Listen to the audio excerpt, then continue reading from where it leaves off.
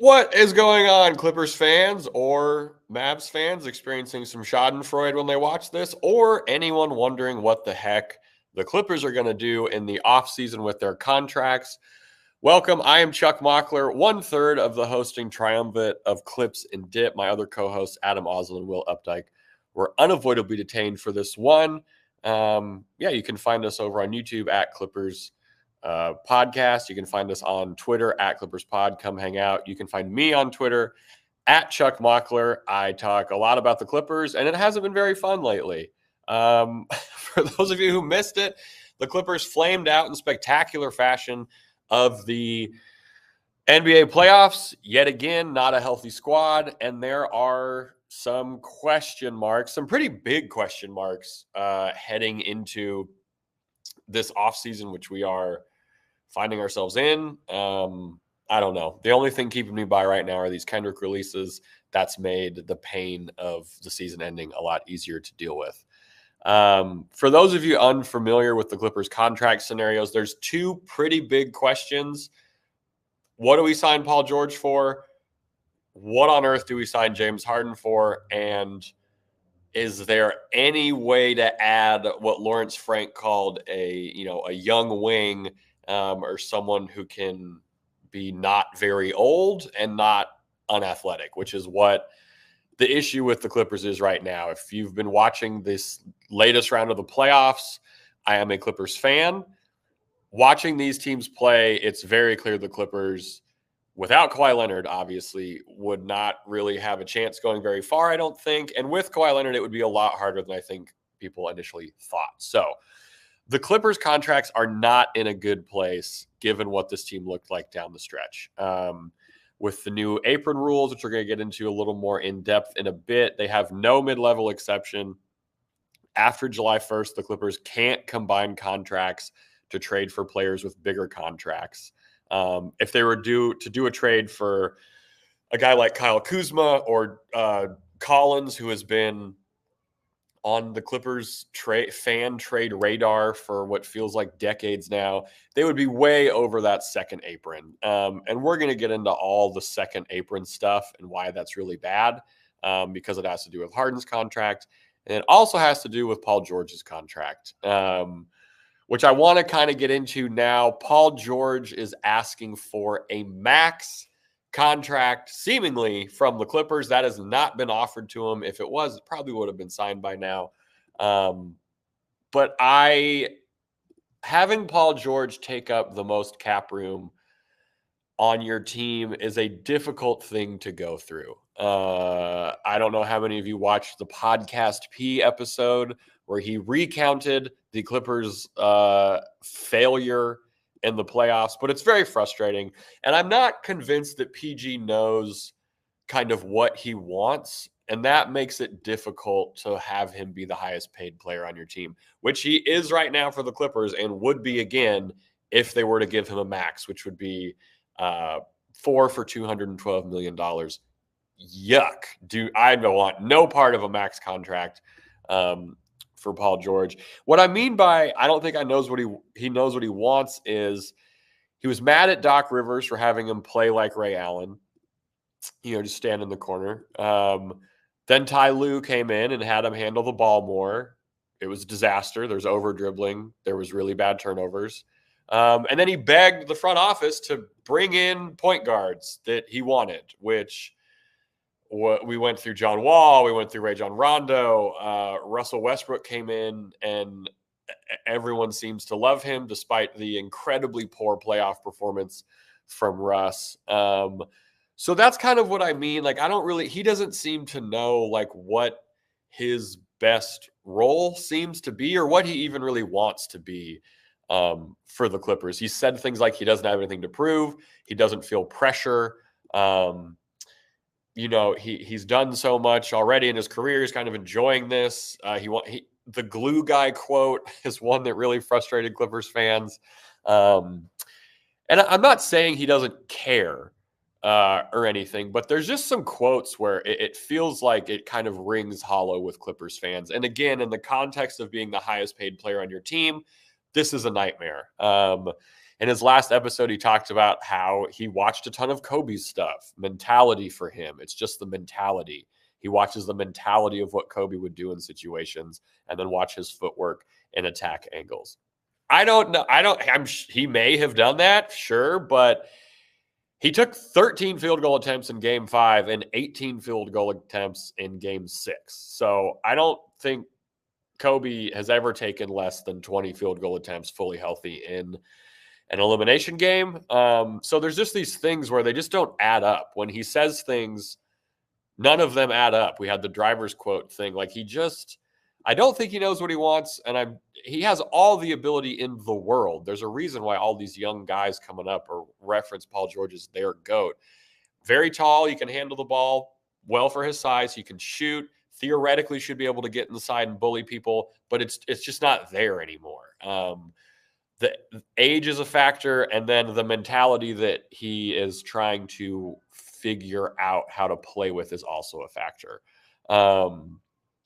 Again, $53 million a year for a guy who doesn't seem to have this killer instinct or killer drive or something is very hard for me to come to terms with if the Clippers were to give him a max. I don't care how shallow the free agent pool is. I know that might seem crazy. I'm saying that as of 1:06 p.m.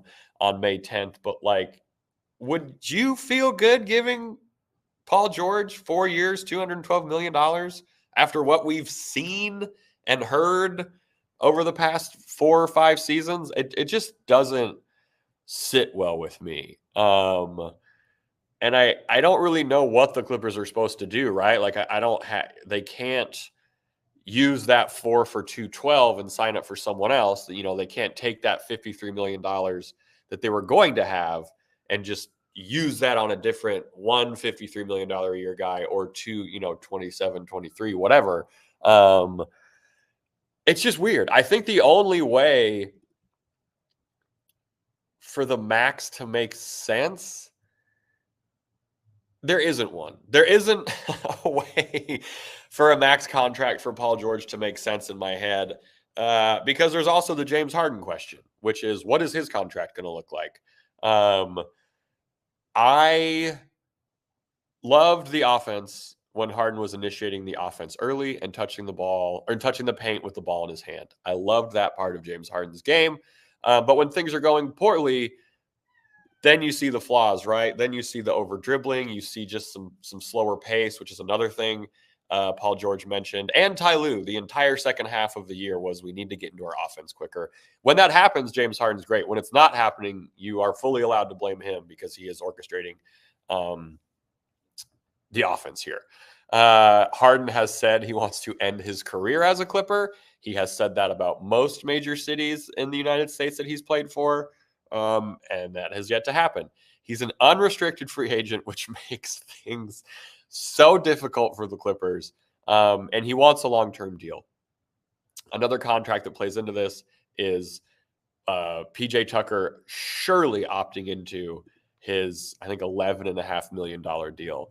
So how this all coalesces is very messy. The Clippers are all up in the second apron of the new salary cap thing if they want to give a contract to Harden that he wants. So if you max PG, which it seems like based on the information we have, that is the only thing he wants right now is a max contract. And then you also give Harden the contract that he wants. The chair just collapsed next to me. Sorry about that. The Clippers are incredibly screwed unless one of these guys gets traded at some point. The reason the Clippers would be screwed on the second apron is because if you're in the second apron, you will not be able to trade your first round pick 7 years into the future. So if you're in the second apron by the end of the 24-25 season, you'll automatically have your 2032 first round pick frozen and unable to be dealt. Friendly reminder that the next draft pick that the Clippers own that is outright theirs without a swap is 2030. just more kind of bleakness there in terms of first-round picks. If a team remains in the second apron for 2 of the following 4 seasons, the first-round pick 7 years out will automatically be moved to the 30th pick. So that is what the Clippers are looking at if they give Paul George and James Harden these large contracts and then don't move either of these guys, one of or whatever, or they move Kawhi. I think if the Clippers give PG and Harden 2 huge deals, one of them is gone before the next season is over. I think for Paul George, the only way to trade him, I believe, is to get him to opt in to his last year of this deal and then trade him. That would be like the quickest way. Or a signing trade can happen if he signs now, and then in 6 months after that deal is signed, then the Clippers would trade him. He would be trade eligible before the trade deadline in this situation.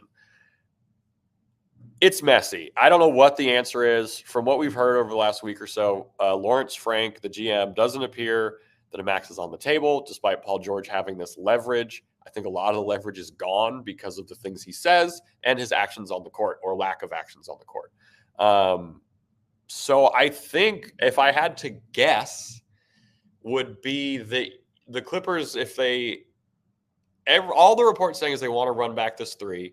Lawrence Frank then came out and said, like, they know the Clippers aren't foolish to think that running this back would be sufficient, but they're locked into these contracts. Like, the contracts are a nightmare for the Clippers right now. You have to give extensions to Terrence Mann and Ivica Zubac, who are 2 guys that I will gladly go on record, no timestamp, saying need to be Clippers for the next 5 years or so if the Clippers want to have any kind of success. They're available. They're very good. They've been in this system the whole time. And if Ty Lue remains coach for the next couple years, who better to have fully locked in and happy with defined roles than Ivica Zubac and Terrence Mann? So I think one of the main guys is going to be gone at some point next season. Maybe it's Kawhi. Maybe it's PG after, that 6-month mark of the extension. Maybe it's James Harden. I don't know. But the Clippers, if they run all 3 of these guys back, I expect a very similar result to this year on the whole. There's going to be a lot more load management during the regular season, I think. We saw the opposite of that this year, and we got a bunch of games from Kawhi and PG, and then it all flamed out, and Kawhi's knee inflamed, I guess, out, for lack of a better term. So it's tough right now. There's not a lot of even like margin moves the Clippers can make. If they want to be if they don't care about the second apron, which they should, if they don't care about the second apron, they could make a play for Kuzma or something like that. But a lot remains to be seen with that. I have a feeling that Norm Powell's contract is movable. Lawrence Frank kind of mentioned, sorry, 1 second, looking through my notes. Like, I don't know. Lawrence Frank mentioned that they were a wing short and all this stuff. I love Norm's skill set for this team. But if they want to get a wing, they kind of have to trade Norm, right? Like, no one wants Russell Westbrook. He doesn't have any value. He doesn't make enough to have a lot of value. And again, he's unplayable in the playoffs for a team that's serious about winning a championship. I'm tired of like this, let's put Russ in the best position possible. That's not what this team is about at all. So Lawrence Frank has a lot of cap. I don't know if magic is the right word. I think it's less like magic and finesse and more just taking a giant hammer and trying to figure out what the heck to do. People kind of, I guess, talk about Lawrence Frank. People bring up how, they want Lawrence Frank to be replaced and stuff like that. He didn't do himself any favors this year. I'm not going to pretend like it was great. We had to take on PJ Tucker to get James Harden, which sucks. Because again, another complete negative that you cannot have on the floor in the playoffs, who played in the playoffs and started in a must-win game for the Clippers in PJ Tucker. That's kind of how broken the roster is right now. But I think Lawrence Frank gets another year or so. People keep bringing up Bob Myers as a replacement, but I think Ballmer likes Lawrence Frank too much to pay him whatever Myers would want. I think he gets one more year. I don't know how they get younger, and I don't know how they get a really good wing. Like, right? Like, it just doesn't make any sense. Just looking at the contract, like, it's just not ideal. Obi Toppin is a guy who I think we mentioned a couple years ago or a couple seasons ago. I would love to see Obi Toppin. Sticky fingers. Saying, want to see them all gone, just start over. I understand the sentiment. It's very difficult. I mean, if they run it back again, it would be very hard to think of this team as an actual championship contender. I know, we used to have Donald Sterling, and that was horrible. We are way past that now. We need to move on. We're past that. We're here to win championships. We're not happy to be here. Running everybody back would be a happy to be here move, and it would just not be fun to watch this team play again. We'd have to deal with insane Paul George quotes about being too much hero ball in a game where he doesn't even take 20 field goal attempts. It would be difficult. There's also been a lot of people clamoring for a head coaching change. When Darvin Ham got fired by the Lakers, the Clippers put out that they were, trying to work on an extension to make Ty Lue, the long-term coach. Lawrence Frank hinted at this during his exit interview. So I don't know. I think Ty Lue has said all the right things about wanting to be the Clippers coach. He had a quote that said, "I didn't come here to bounce around and go all over the place." He said after the loss to Dallas. Mr. Ballmer, Lawrence, Mark, Trent Redden, Jillian Zucker, they've all been great to me. This is where I want to be, and hopefully they feel the same way. So I haven't had a bad experience since I've been here. Mr. Ballmer showed me a lot of things that I wouldn't be privy to if I wasn't here. Ty Lue is signed until 2025-26, so there's time to get this figured out. Either you panic and you want this to get figured out, or you are upset and you don't want them to get this figured out. I think it's going to drag out a little bit. I think the roster kind of depends on it. I don't know. The coaching staff, I think, is mostly safe. A bunch of people sent me a thing about, Vogel is gone from the Suns, which is weird. It's not his fault that roster is bad. So maybe he gets added to the coaching staff, not as head coach, just as a defensive specialist or something like that. I know that Dan Craig is the defensive guy for the Clippers.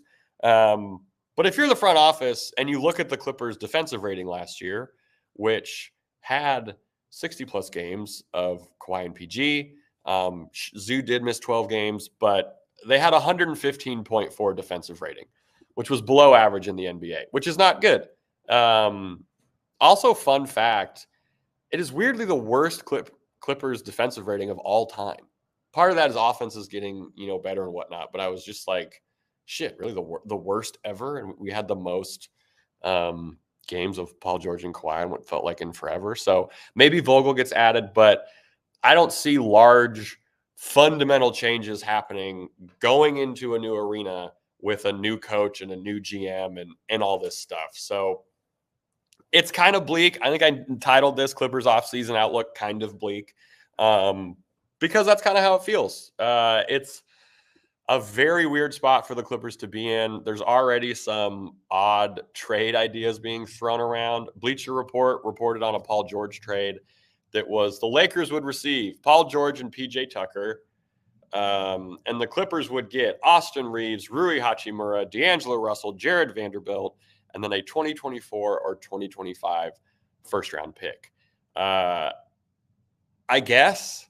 I think a team, if you re-sign James Harden, and then you have Harden, Kawhi, Zoo, Reeves,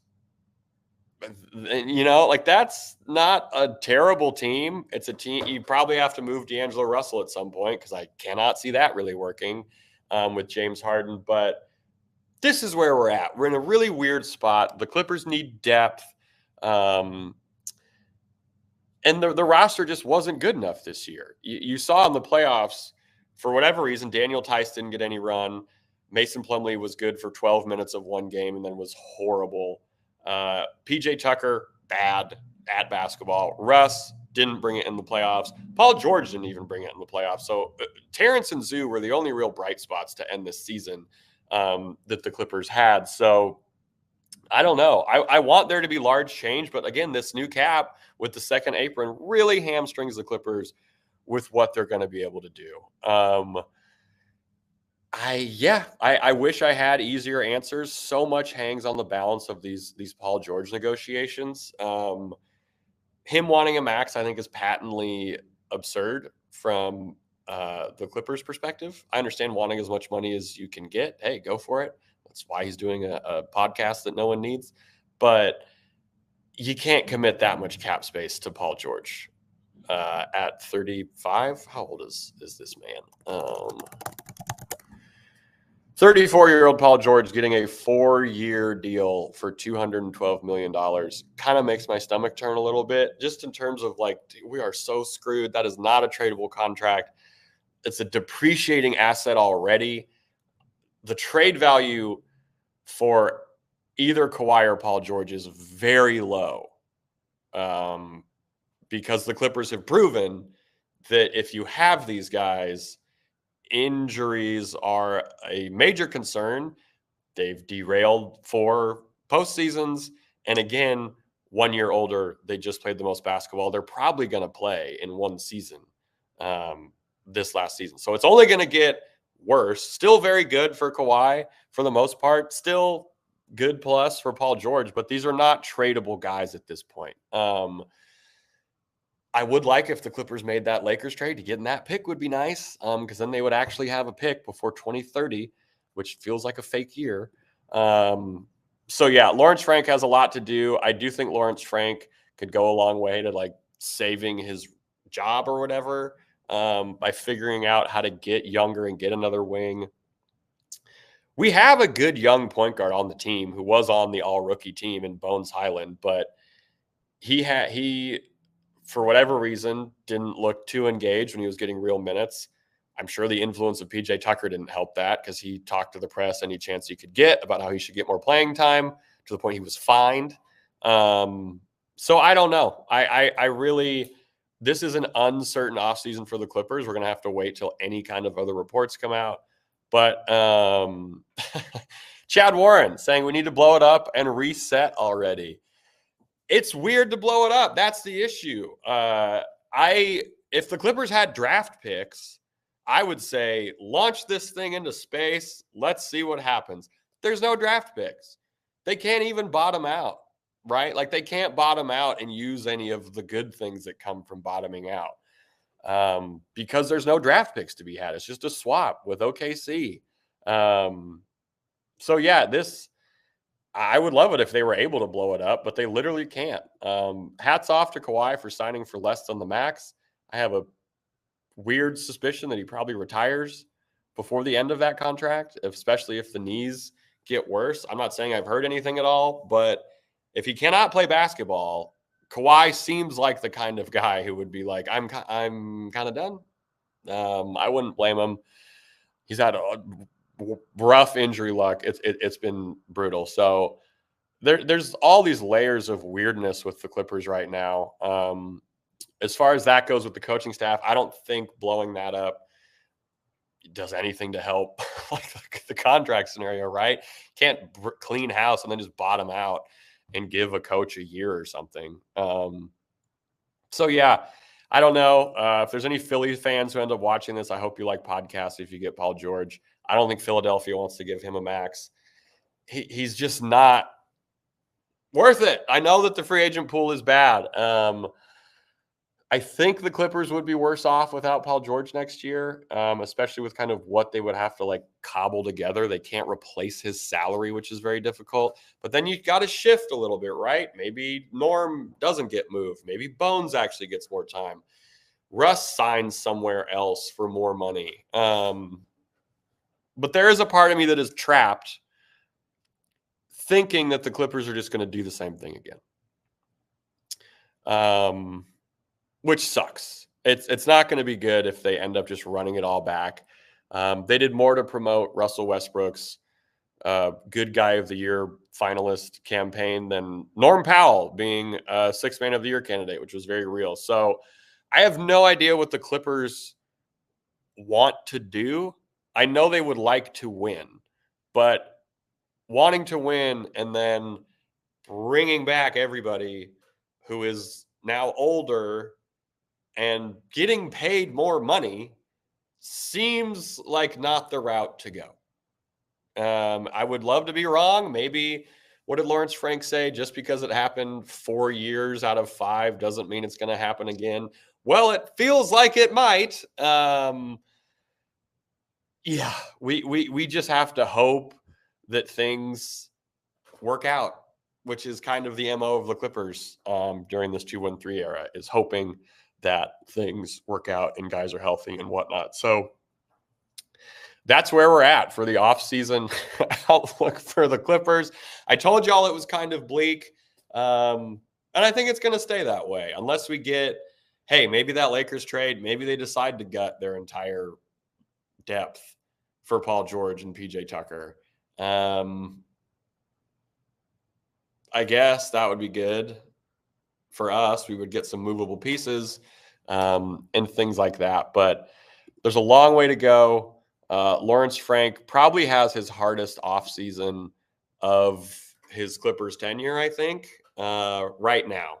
And this is kind of how it was set up. The pressure of the new stadium is a very unique issue to the Clippers that he's going to have to navigate. And I do think next year, we heard so much about taking the regular season seriously this year, and they did for the most part, ish. But the way that the Clippers team is constructed, it's you cap what seeding you're going to be, right? Like, again, if we run this all back, the Clippers don't have a scorer that you can get. They can get you like 30 or 35 on one of those on those consistently random nights, if that makes sense. So they're capped there. Paul George and Kawhi combined for about like 45 a game, which is cool, but again, not enough and not reliable enough. In the playoffs or anything like that. So I don't know. I hope they don't jettison Norm. They got to get these extensions figured out for Terrence and Zoo. Let Bleacher Report in the comments know what you think they should do with Paul George. I have yet to see anyone pro giving Paul George a max contract. So if you have that perspective, I would like to hear your argument as to why. And if the argument as to why is anything other than, well, the free agent pool sucks, I would be interested. I'm very interested in hearing that. Thanks for hanging out. I hope everyone has a good rest of your sunny Friday in Los Angeles. Listen to Not Like Us 10 more times. It'll make you feel better about everything. Again, I am Chuck Mockler. You can find me over on Twitter at Chuck Mockler, Clips and Dip podcast on YouTube at youtube.com/@ClippersPodcast, and on Twitter at ClippersPod. Here's to a not exciting, but hopefully step in the right direction offseason from the Clippers. And yeah, let's enjoy these playoffs and maybe take some notes on what the Clippers need to get better at in terms of personnel for next season. As always, have a good one, and let's go Clips.